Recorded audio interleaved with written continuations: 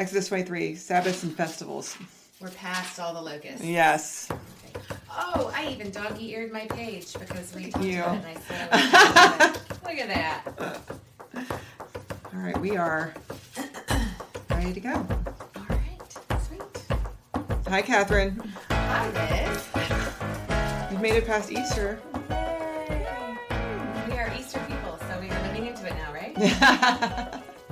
We're hot on the heels of the end of the program year for us, Yes. and so things are wrapping up and coming to an end. And it's amazing how the beginning of the year and the end of the year feel so like hurried, and yet like I don't know why. Mm-hmm. So I think it's because you get to those points where you're ready for things to just get going, and then you get to the point where you're ready for things to just finish up. And so those two times feel like we are wishing time away, and I think I catch myself in that a little too often towards the end of certain programs or something. Is like wishing time to just hurry up so that we can get to that resting point. And so many things about why don't you not hurry to try to rest, because maybe you should just be resting along the way. I was talking to somebody in a completely different context a couple weeks ago. They were talking about the difference between living life knowing you're going to die eventually and living life knowing you have a terminal diagnosis. And like one is like the realness of it makes every day like feel faster because you're more aware of like the preciousness of each day. Right. And so I it makes me wonder like the end of programs and things like that. Like it feels like that because it's like, you know, you realize. That there's a finite, and it's really not about wanting it to be over. I read something recently that was just a great article. I'm not going to do it justice, but you know, the always focusing on the next thing. It's a little bit like we talked about with Nehemiah and stuff, right? Like pushing to that end goal rather than engaging in and staying present in the thing that is currently taking place. Because you do miss the joy of it. You miss out on all of the meaningful parts of the journey. Actually, it's and I think it's because, well, and I will say this for myself, but I feel like it might be a little bit universal. You know, you feel such ownership over planning and organizing and orchestrating to a fault that then you lose the ability to just get in there and every single time, especially with children and youth, I go in feeling rushed and ready to, you know, just make sure that the plan works out. And I leave in a completely different state of mind. And it is always, always more joyful. Yes. Because I am reminded when they walk through the door that it is not about the amount of planning I put in. It is about the presence of the people who care about them being there. And the joy just spills out from that. And I don't know why I have yet to figure out how to stop myself from getting in that mode and then being surprised every single time by how great it is despite my best efforts to be prepared. You know, every once in a while I regret a sermon that I've preached. And it's never because I said something I didn't mean to or like it was wrong or anything like that. It's always because one of my children quotes it back at me the next day. Which is how you know they're listening. I don't even remember what the context was this morning, but my middle child looked at me and said, "Bird by bird, Mom." Oh, bird by bird. That's fantastic. Look, I will tell you, because, you know, it was in the back of the room, I always get this great perspective, and I wish everyone could spend just a few minutes back in the back near the children's corner, because it looks like there is absolutely nothing holy and meaningful going on. There's a lot of coloring. There's a lot of moving around. But if you pay close enough attention, their mouths are moving at every ritual moment. They perk up when they hear something about a bird. They are listening. And they are connecting to those things that resonate for them. So God bless children in church. And I am entirely too distracted by watching them. So I'm sure I'm missing something for my adult self along the way. It's fine. It's all good. It's all good. We're continuing talking about journeys and what journeys look like, what holy journeys look like. So we're hopping around a little bit in the Bible. I spent a good bit of time in the Old Testament during this series. So today we're in Exodus, and we're in Exodus 23, which is post 10 Commandments. The 10 Commandments are in Exodus 20. Okay. And then they spend some time through the rest of Exodus sort of talking about what do those 10 commandments actually mean. And so sometimes we think of the 10 commandments as like being sufficient in and of themselves. Right. Like I've always laughed about the debate about putting the 10 commandments on the wall. Right. Because none of them are self-explanatory. Right. I mean, they seem... I mean, do not kill feels like a really... Right. Except for that's not how it's really actually translated. Like, the Hebrew doesn't say that. And so, it's much more complicated. So, right. And obviously it's much more complicated because they spend the next several chapters and 2 books after this explaining how to live out the 10 Commandments. And so, we're in a part of... I mean, that's what Leviticus and Numbers are, right? They are, and Deuteronomy, they are the rules of the game. Of the game. Now that you've gotten these guidelines, right? What does it look like? And so we're in chapter 23, which is dealing with the commandment to respect the Sabbath. So what's your experience of Sabbath? You know, I have heard really wonderful sermons around Sabbath as a concept, and I don't know. There is something. I'm stumbling over words. Y'all forgive me. I have always had this like little bit of jealousy. I'm gonna call it jealousy around like orthodoxy that requires Sabbath keeping in a rule following way, because it requires rest and it requires stillness. And I think, how sad is it that I need someone to require that of me? I can't do it for myself. But then if I were to really think about it, and I'm like, I don't want someone gatekeeping my rest. I like Sabbath as a concept. I like Sabbath as an ideal to strive for. Maybe not like a rule that someone else is going to impose upon me. But I like the idea of Sabbath as... I think it's one of the sermons that I heard once upon a long time ago was about like the depth of rest that is supposed to take place. The Sabbath is not just taking a nap. That there is a holy depth to this concept that most of us never actually achieve. So I don't know that I know a lot theologically or intellectually about this vocabulary word, and whether or not I'm thinking of it correctly, but...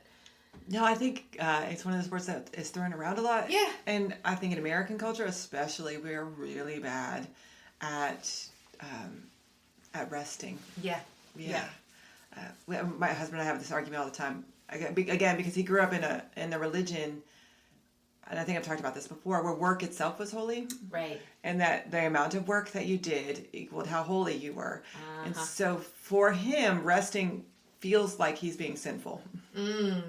And so it's always intriguing to me that I am a resting. I would rather be at rest than probably about anything else. You know, my favorite thing to do is sit in a swing and read a book, right? So I've always appreciated rest, but it's a challenging thing to get into our world. Like it's not. Well, and particularly with, and I will own 100%, because I can tell the difference in my mental status, and then we can actually talk about Exodus. But no, you're good. The difference in when I force myself, because my inclination right now is distracted rest. If I lay down on the couch and turn on Netflix, that is not Sabbath. If I'm scrolling through my phone and just happen to be not facilitating someone else's needs at the moment, that is not Sabbath. But when I drive myself to a really beautiful place and I walk and I leave my phone in the car and there's nothing else to do but just walk, that is true Sabbath to me. And I didn't realize it until COVID left us. I have real easy cabin fever. And so my children and I got out and walked every single day of COVID. That was all we could do. And it felt like something that I could do. But it also, I didn't, hindsight's 2020, and if there's ever anything I can say, there was a blessing to COVID that forced that level of rest on me in order to appreciate it now for what it is. Yeah. Rather than it being something that I needed to do to save my sanity. I realize we just spent 10 minutes talking about rest, but I also think it's important to notice that Sabbath in this scripture, as we get to it, is not about personal restoration. Right. Maybe we've co-opted that in modern. I think maybe a little bit. Like, yeah. I have pastor friends who call their day off their Sabbath. And I'm like, are you really Are you really Sabbathing? Or are you just cleaning your house like I do? Exactly, right. Or is it just a day off, right? Can we over? Yeah. So let's read a little bit and see what this tells us. For 6 years you should plant crops on your land and gather in its produce. But in the 7th year you should leave it alone and undisturbed, so that the poor among your people may eat. What they leave behind, the wild animals may eat. You should do the same with your vineyard and your olive trees. Do your work in 6 days, but on the 7th day you should rest, so that your ox and donkey may rest, and even the child of your female slave and the immigrant may be refreshed. Wow. So Sabbath here is not self-serving. It is genuinely to serve others. Mm-hmm. You are to stop the work you are doing in order that others may receive something from that pause. Yeah. That's awesome. So the other context we should remember is that we're reading this scripture on Earth Care Sunday. Yeah.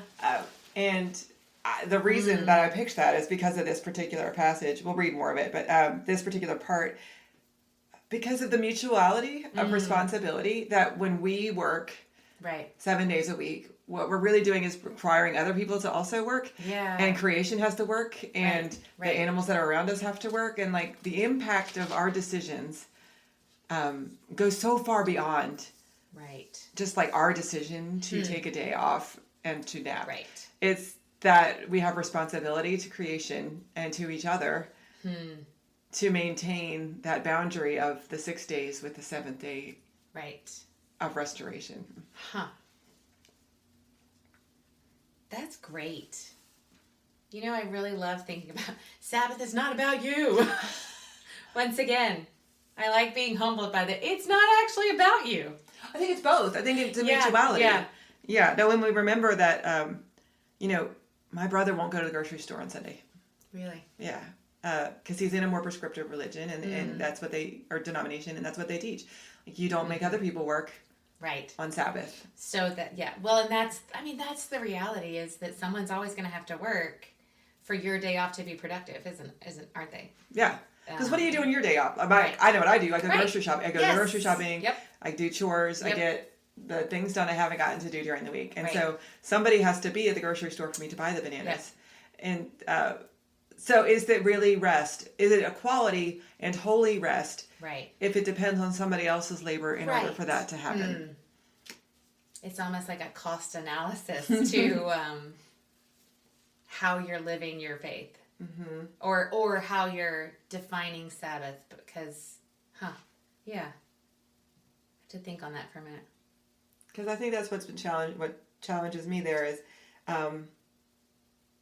plant your produce, do your work, plant your crops, but in the 7th year, let it go. Right.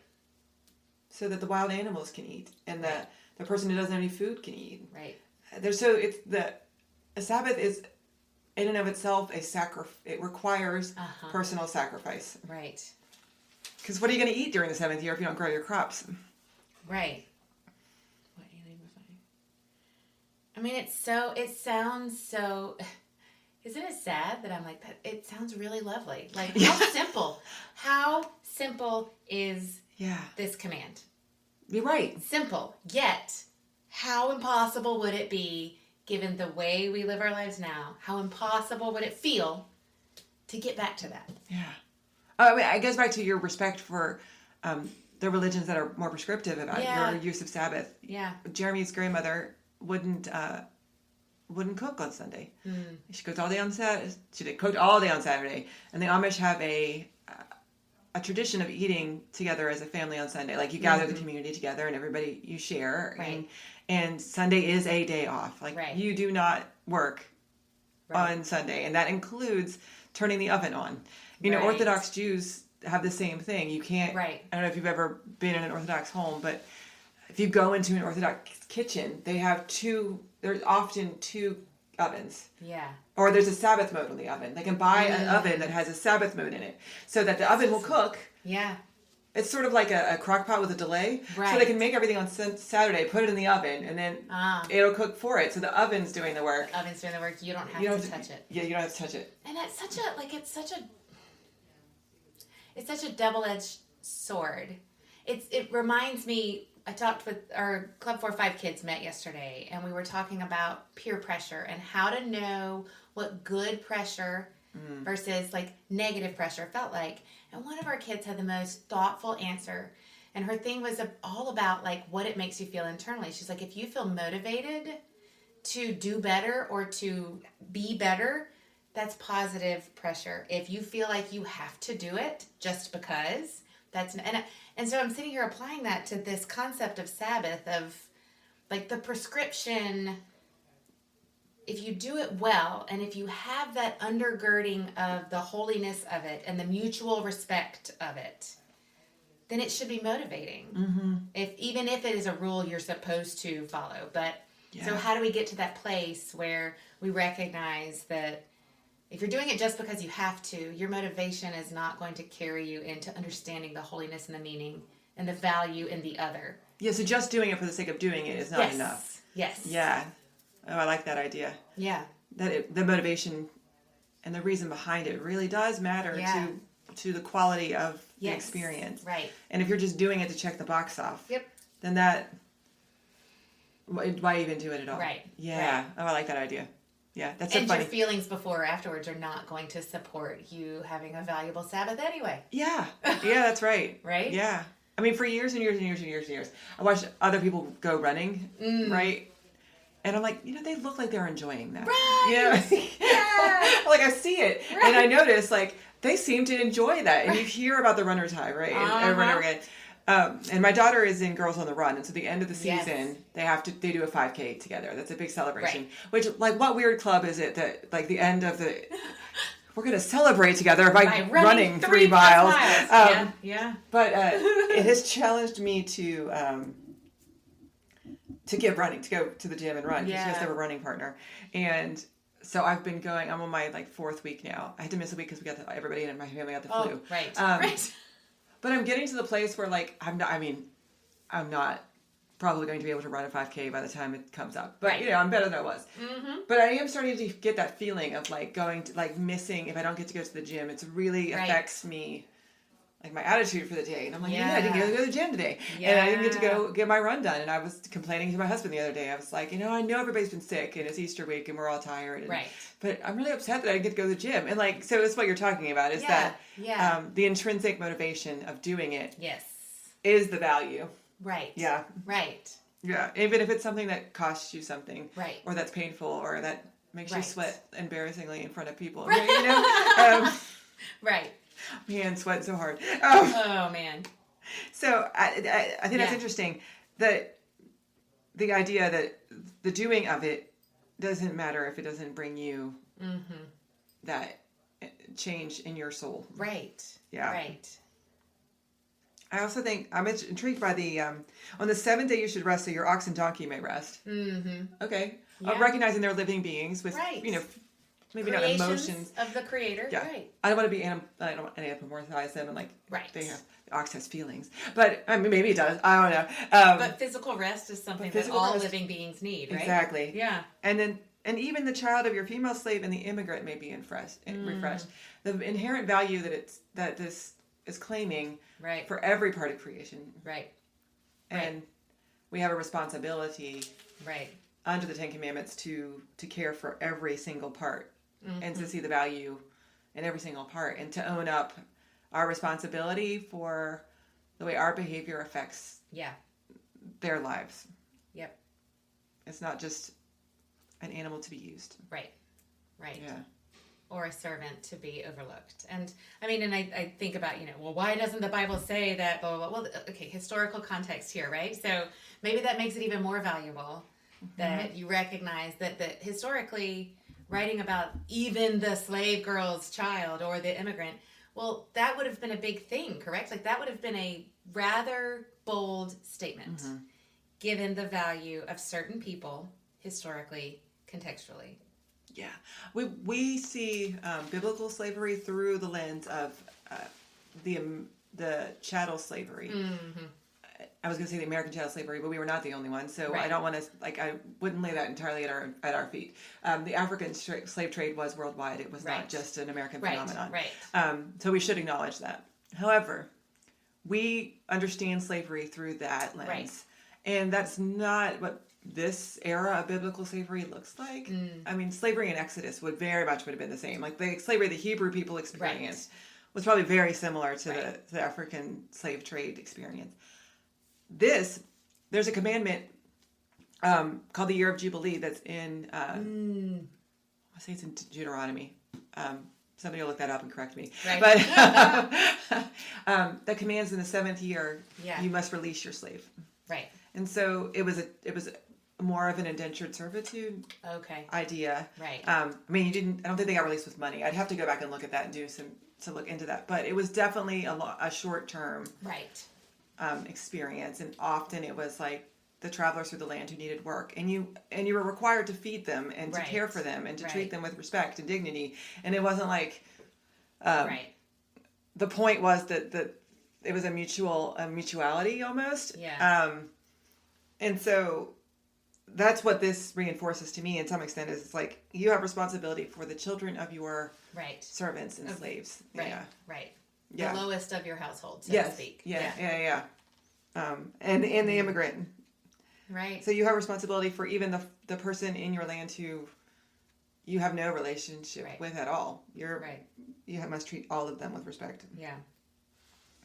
All right, I like Sabbath a whole lot more now. How about you read 15 through 14? I think 14 is where we stopped. Wait, hold on. 13. 13 was where we stopped. 13 through 15. Okay. Be careful to obey everything I have said to you. Don't call on the names of other gods. Don't even mention them.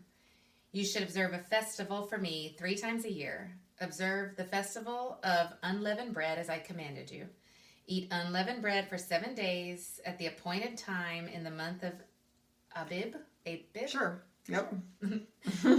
Because it was in that month that you came out of Egypt. No one should appear before me empty-handed. Okay, so we're getting to hear about 3 festivals that are required for you to participate in, so that's kind of fun. Right. What kind of festivals are we talking about here? Like food trucks? Food trucks. I mean, this one's got a food name in it. The Feast of Bouncy Unleavened houses? Bread. So this is Passover. Yeah, okay. So you're required to eat unleavened bread for 7 days at the appointed time in the month of Abib, because this is when you came out of Egypt. So this is the institution of Passover. What do you know about Passover as a festival? I probably not as much as I should. I know the idea behind what that death would pass over your door, that you had these very specific Seder meals, right? I don't know that I know enough about how the people were to gather. I shockingly know a good bit about the types of food that were to be served at the Passover meal, because in my previous church we had a wonderful woman who would make a Seder dinner for her 5th grade Sunday school class every year at Passover time. So I got to eat a Seder meal once a year with the 5th graders, and it was kind of great. But that's fun. But that it was when death passed over, when death would pass out, you would do all of these things in order for death to leave you for that coming year, right? Yeah, so in Exodus when it's the last plague, the plague is the killing of the firstborn of the sons. babies, yep. Yes, and they're told, the Hebrew people are told to take a lamb's leg and paint the frame of their house, the door frame of their house with the blood of the lamb. Yeah. Which is where we get all this language about Jesus being the blood and the blood of Jesus and all this stuff. That's not really in the crucifixion stories. Right. But it is in the Passover story. And so we slammed them together. Yeah. So when you sing songs like Nothing But the Blood of Jesus, this is what is really coming from the Passover. And so, they eat special meals and they have special observances. And if you're in a really conservative or Orthodox house, you would have Seder every night. There would be a special meal every night. Right. There's often fasting during the day. I was going to say, you don't eat until sundown, right? Yeah. Each day of It's very similar to Ramadan. Right. So it's so fascinating to me. I love similarities. Because all these, Christianity least of all, anymore, We used to have a lot of fasting. Fasting used to be a big part of Lent. Right. But we don't really do that.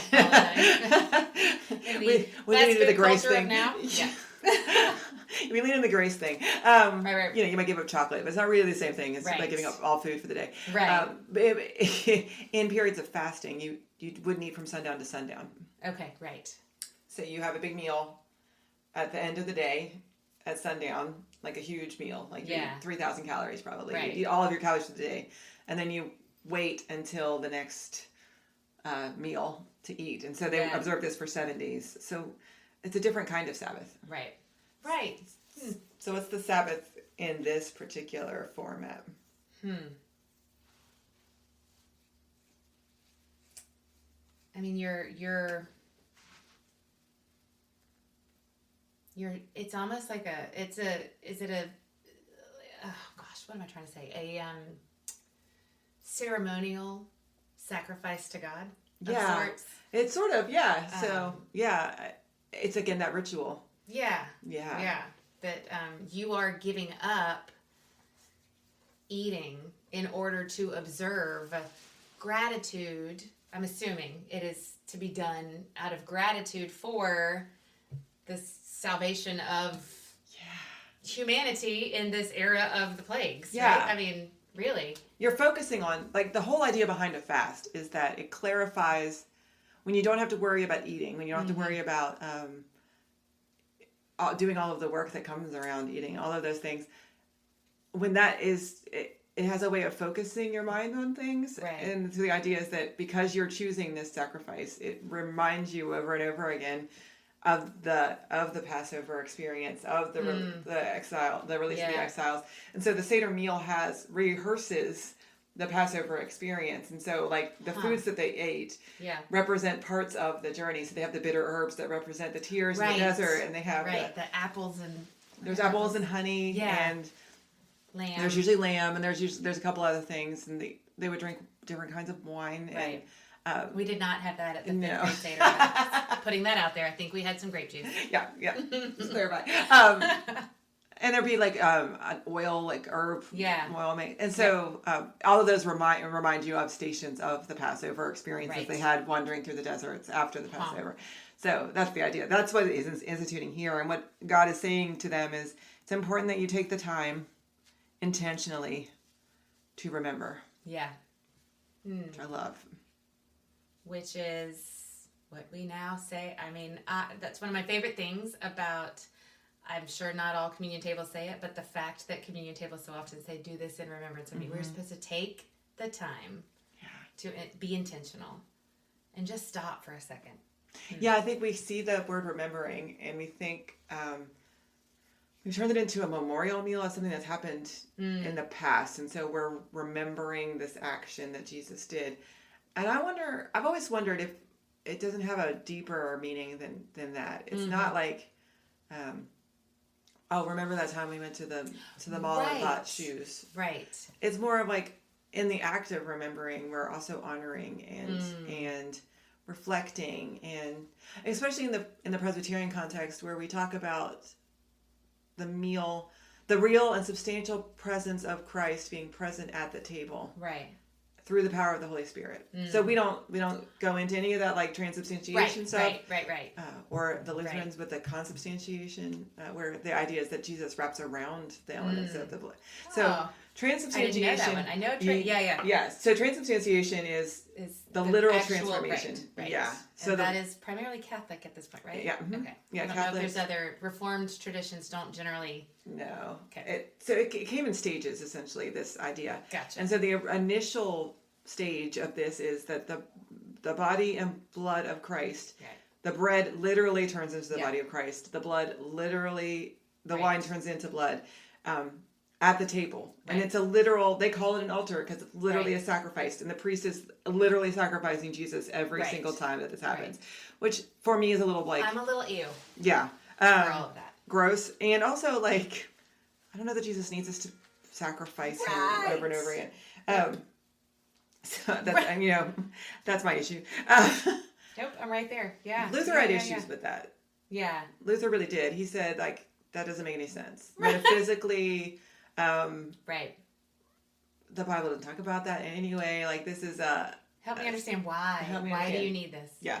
And there's a famous saying that Luther was standing at in the Diet of Worms, which is my favorite of these diets, they called them, which were like trials, essentially, like big arguments or conversations they were having during the Reformation. And there's a saying that Luther got up and took his knife out and said, he wrote, "This is my blood" on the table, and then like stabbed the word "is" and was like, "Is," it has to, it says "is," which is stupid because Luther spoke German. Right. So the argument was, Luther said, believes in the idea of consubstantiation. Mm-hmm. So the blood and the bread and the wine stayed bread and wine, but the Spirit wrapped itself around all of the molecules of the elements, essentially. So you were still intaking. Right. You're still literally imbibing those things. Wow. And Calvin was like, well, no. Right. That really makes no sense. Right. How about symbols? Let's talk about symbols. And so he talks about the symbols being, but also that there's a real presence. And so through the power of the Holy Spirit, we are somehow transformed. We are taken through the presence of the Spirit to the actual table where Jesus is in heaven. And so when we're sitting at our table in the sanctuary, it's through the power of the Spirit, the same table that the saints are sitting at in heaven when they're having communion. And so it's a metaphysical connection through the power of the Spirit. And so it's not just like, hey, we're remembering what happened a long time ago, but like we're actually experiencing what happened a long time ago. So yeah. Okay. Which I think is kind of beautiful. I like that. I was thinking, like, to me, the remembering, I always, and with the Passover meal too, like, I love to connect to or try to fathom the depth of love with which God entered into these moments. And the remembering is not necessarily of the event, but of the depth of love that was involved in offering these things to be done again and again and again. Yeah. Because we so quickly forget the depth of God's love. Yeah, but this is what my mother's argument about the liturgical calendar. Why it was important that we had Easter every year, and why it was important we have Christmas every year, and Pentecost, and these holidays that we celebrate, because how quickly we would forget. Easily, yeah. By Easter brunch, have you forgotten how unbelievably significant the morning just was? Yeah. You know? Yeah. Yeah. So, observe the harvest festival for the early produce of your crops that you planted in the field, and the gathering festival at the end of the year, when you gather your crop of fruit from the field. All your meals should appear 3 times a year before the Lord. So those are your second and third festivals. Those are the second and third festivals. Harvesting and your gathering festival. Yes. Yeah. Which we celebrate. I think, again, the similarities. Like, throughout time, throughout every civilization, there's always been a big party when you plant your crops, and there's always been a big party when you gather your crops. And that's basically what this is. It's sometime at the beginning of the year, you should have a big party for when you plant your crops, and then another one when you gather them. How do I love that there's so much celebration woven into this concept of Sabbath as well, or like within this umbrella of rule following around kind of the Sabbath. Yeah. Because like so far, I don't see anything, I mean, there probably will be at some point, but nothing punitive has stuck out to me in this particular experience. No, these are set up for your own, these are set up for the good of the community. These are, all your meals shall come before me 3 times a year. Right. Like 3 times a year, you got to stop working, you got to stop planting, you can't plow the fields, you can't do any of these things, because you got to come to the sanctuary and worship. Right. This is one of the things that we talked about post-COVID. You're talking about the COVID experience. It's like the habit of going to church. And how easy it is once you get out of the rhythm. Yeah. And out of the habit of going to church. It's much easier to stay home. Yeah. It really is. Right. I mean, it's much easier to engage online with something, and I mean that's, valid and good in and of itself. Right. But it does become a default. The routines and rituals that we live in become our lives. Yeah. Yeah. And so I love the idea of this imposing a structure on people that forces them to at least 3 times a year. Right. You gotta. Well, and it reminds me, like I was saying, when you get into that, when you get into the mundaneness of your everyday structure and whatnot, you forget to look for the interjection of joy. And so when I come already tired to something, and God injects a little bit of joy, which is usually in the form of a kid or a youth or something very small, but I would have missed it had I not forced myself to pay attention. That I think that's part of what I love about this is within those rules of how you do things. It is, I am requiring this because what this does is it injects joy into the things that you feel you have to do anyway. Mm-hmm. So there's that shift in motivation, maybe. I don't know. Yeah, I love that idea. I was I was sitting on the floor for the children's sermon on Sunday for emotional and moral support. And always needed. Katherine had us count to 7 out loud, and thank goodness we've mostly gotten past the 6, 7 mass response. Yes. But we got to 7, and one of the kids started doing the hand gesture. I don't even know if you caught this. I didn't see that. Looked right at me and started going like this. And so I was like, all right. And so I did too. Might as well. And so it was a little bit of just a little moment of tiny joy. Yeah. This is not that serious. Let's just have a little bit of 6, 7, the joy. Let's do it. I'm sure my 15-year-old who still thinks it's hilarious, not because it's cool, but just because it's funny. I'm sure she did it as well. Because right now she's like, let's do this thing. Well, one of the adults of the choir came up to me afterwards. It was like, I think you're going to have to be kicked out of the children's sermon now. Never. It's like, I didn't start it. He started it. I just finished it. Oh, we're just doing it with him. But how often do we need that? That breaker, that circuit breaker of joy, and a breather. It's just a breath is really what it is. It's just take a break.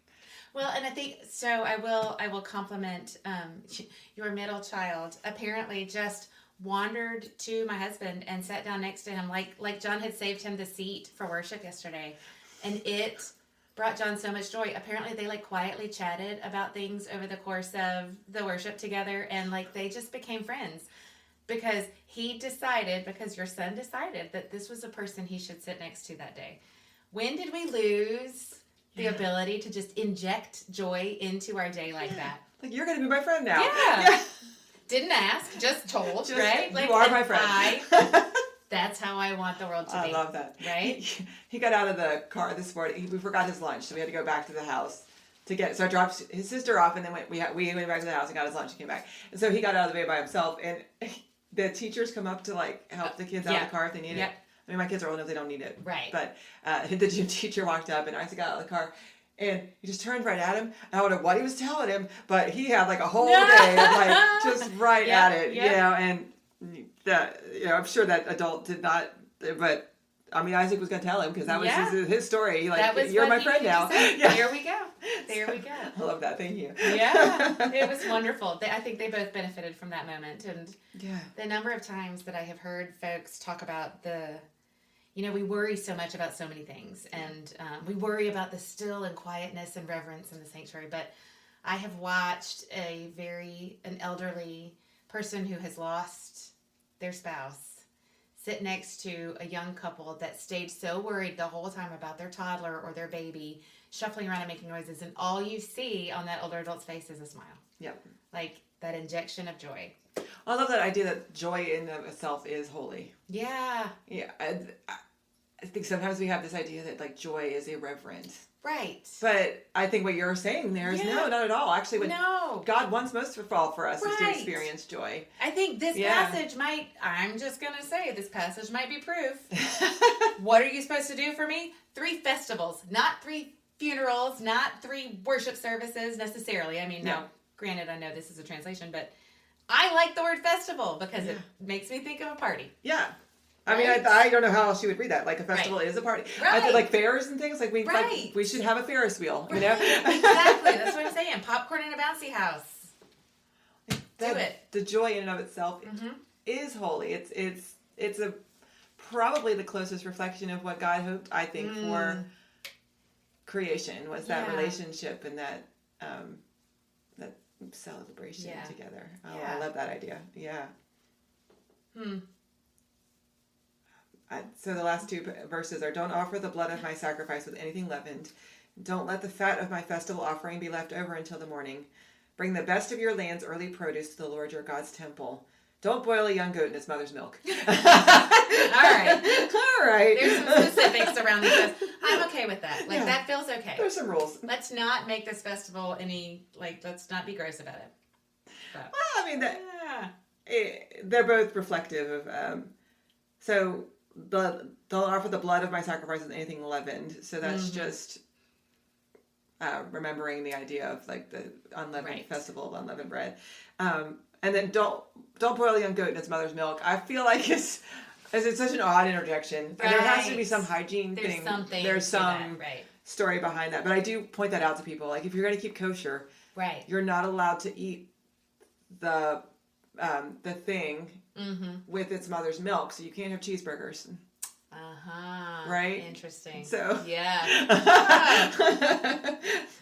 hard to be kosher in this day and age. Look at that. Yeah. No cheeseburgers. You can't have like spaghetti sauce with cheese. Yeah. You know, there's a lot of like again, it's that mindfulness of when you put restrictions on yourself. Right. It forces you to I was just about to say that from the standpoint of like, you know, we spend so much time with these rules and laws and all these things, but reading it just within this little tiny bit of a context helps me see, you know, the intentionality that maybe we miss the point 99% of the time. The point is not necessarily maybe it is, the rule itself or the thing within the rule. It is the intentionality with which you need to go about living. Yes. Right? Yeah. These rules like that. These rules are set up for the covenant people to help them maintain covenant together, to help them be a people together. Right. So they're always designed to be markers, and they're not the end in and of itself. Right. It's the intention behind it. What is the purpose? This is the vehicle with which you learn how to live in community. Which is what Paul's argument is when Jesus talks about, I came not to abolish the law but to fulfill it. Yeah. The idea is like, and Paul argues this a lot, it's what good does it do you to follow the law if your heart is in the wrong place? Right. And that's the whole point. The law is there to help you keep your mind and your heart aligned in the right place. Right. And if you're just doing it to check the box. Yep. No, that's not the point. The point is to help you remember the story that you came from, the people that you are, and the joy and love and fulfillment that comes from doing those things. And I bet I would lay money on, you know, if you are a people who are observing these festivals along the way and you are breeding that intentionality and joy within yourself, it becomes a whole lot easier to follow the Sabbath commandment, to leave your crops for a year, because you're not a victim of anything. You're not a tit for tat of anything. You know what? It's kind of, I will say, you know, my husband and I have this conversation about, you know, if you give money to someone who is asking for it, you better give it freely. You cannot have any expectations or limitations around what you expect someone to do with that. That is a gift. If you cannot see it as a gift, then don't offer it. Yeah. So we have like this really strong feeling around that. Yeah. And I love that because it allows me to decide if I am ready and willing to freely give, or if I'm trying to attach strings. I have to decide that for myself, and that gives me the freedom to give that without any expectation.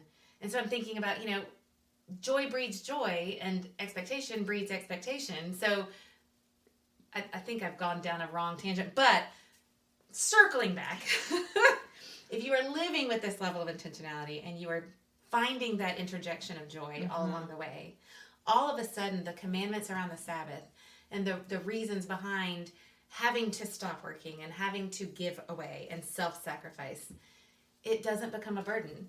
Yeah. It doesn't breed resentment in you at all. The more you do intentionally, the less opportunity you have for resentment. Yeah, you're the captain of the choices that you're making. Yeah, and how much of life is about the choice that you make. Yep.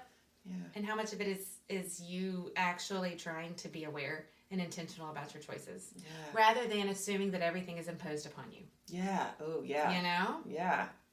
There are things that happen to us that are outside of our control, but we have a lot of control over how we choose to respond to those things, and the structure with which we choose to live our life. Yep. And so when those things come, when you're in the habit of this rhythm, when you have